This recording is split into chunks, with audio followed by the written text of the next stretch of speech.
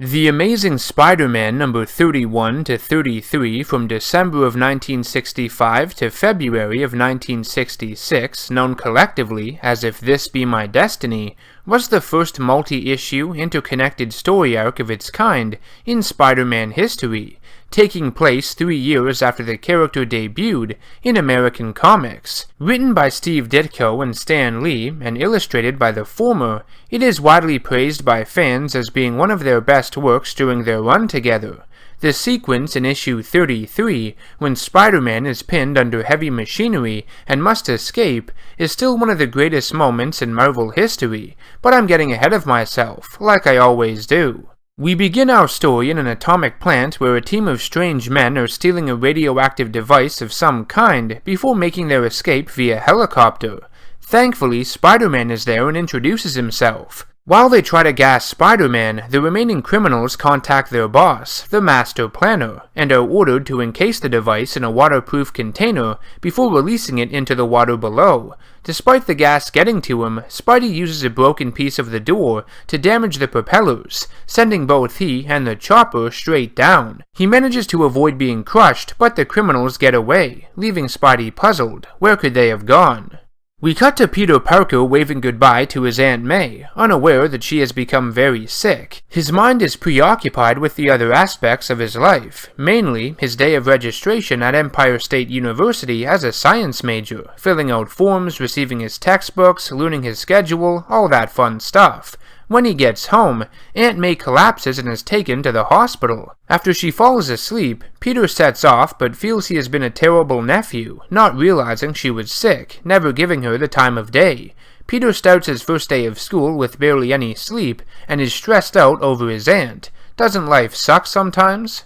Peter tries to remain focused on his studies, but all he can think about is Aunt May. He feels he should be with her at the hospital. After school, he visits her, only to lie about his day, saying he made lots of friends. The doctors pull him aside and tell him that they need to run more tests. At her age, they can't be too optimistic. After seeing the bills pile up, Peter contemplates quitting school and getting a job so he can pay for all these expenses. He tries to go out and get a few crime-fighting pics for Jameson at the Bugle, but the night is quiet and he wastes it for nothing when he could have been home studying and sleeping. Day 2 of school is much of the same. The student body has begun to believe Peter is a stuck-up brainchild, arrogant over his science scholarship, and not wanting to socialize with anyone. After school, he goes to see Aunt May again, and the tests still aren't done. Without free healthcare, that hospital bill must be stacking up quick. Peter goes out as Spidey again, hoping to get some pictures this time, and is given a tip on a robbery happening at Pier 6. Spidey confronts more of the criminals from earlier, but this time is ready for their gas. He tries to subdue them, but they escape once again into the water. Spider-Man doesn't follow because he would be at a disadvantage. Despite preventing them from stealing what they were after, and his special gas mask proving successful, he failed to take any photos before they escaped, and is back to square one. We cut to the Master Planner's underwater hideout, where he has been studying radiation and plans on using it to rule the world. The Master Planner is revealed as Dr. Octopus, wanting to keep his true identity concealed so he can learn to control radiation, the very thing that bonded him to his tentacles in the first place. Peter visits Aunt May once again, and the doctors tell him that a radioactive particle in her blood has caused her life-threatening illness. Peter believes it's all his fault because of a blood transfusion they had performed before. When he arrives home, Peter feels he has been responsible for the tragedies of Uncle Ben and now Aunt May. He becomes enraged, the stress becoming too great.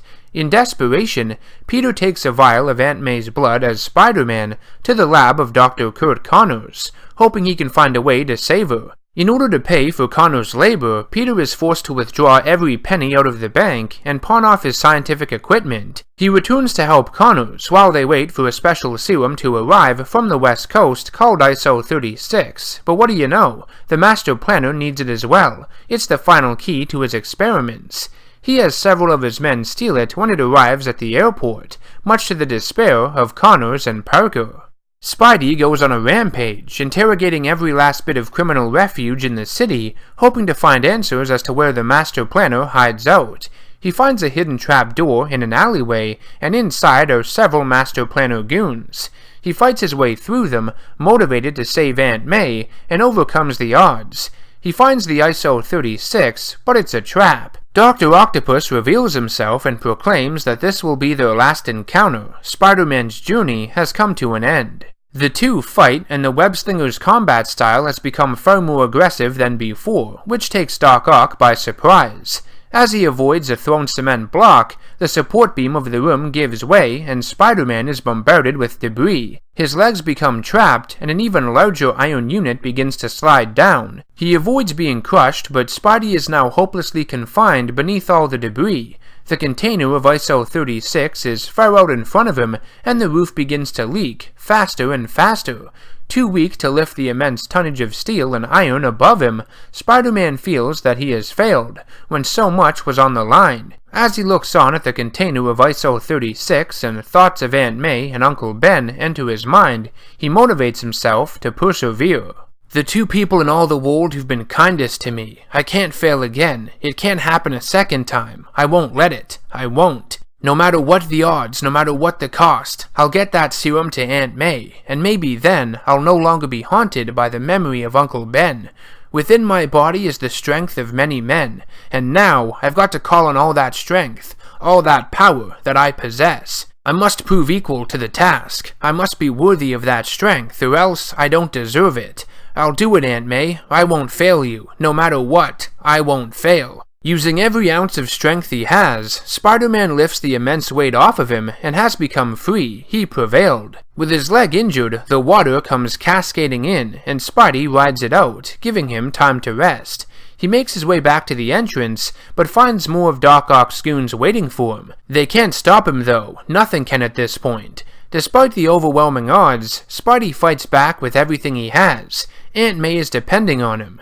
Before he knows it, they are all defeated, and weakened, he makes his way back to Dr. Connors. When he arrives, the ISO-36 reacts successfully to Connors' formula. By adding some of his own blood, laced with the same radioactivity as Aunt May's, Peter and Connors come to the realization that it should work. It should cure this mysterious patient of Spider-Man's, Aunt May.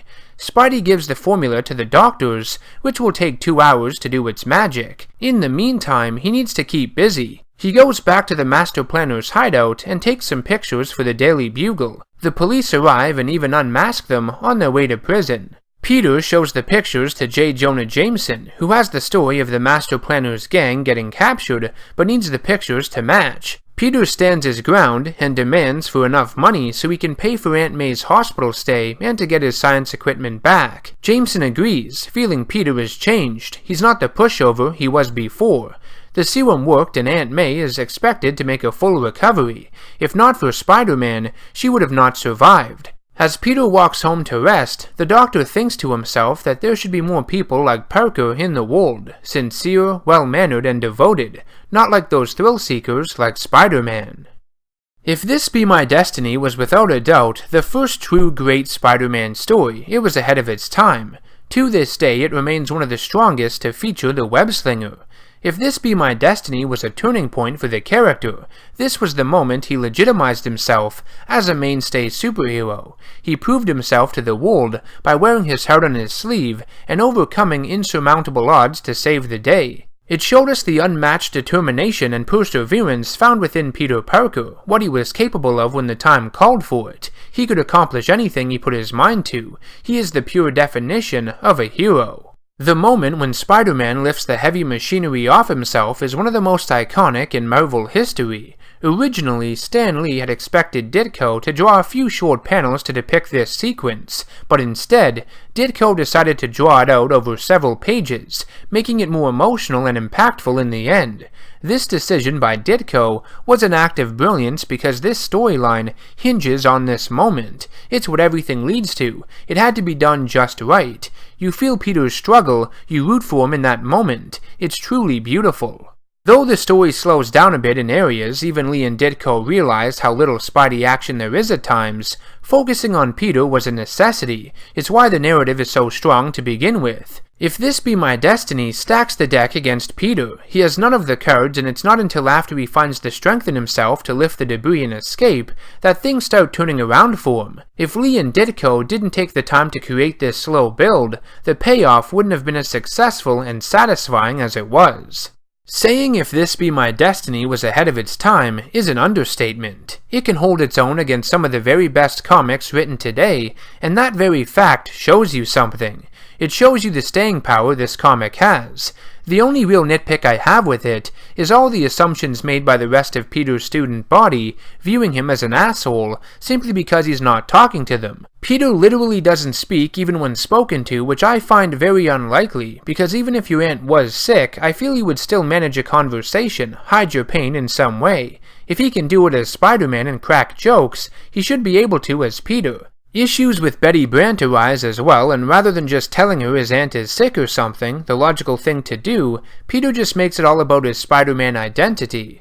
I feel Peter is creating more problems for himself by doing this, and as a device in the narrative, I feel it's a little contrived at times, like it's only there to stack the deck against Peter even more, and not much else. Again, these are all just nitpicks. Back then, stories were told a bit differently. I can suspend my disbelief. What are your thoughts on If This Be My Destiny? Let me know in the comments section down below. It's still one of the best Spider-Man stories ever written. As always, if you enjoyed the video, feel free to subscribe to the channel for more content and share it to help me out. Thanks for watching, and I will see you in the next one. Take care.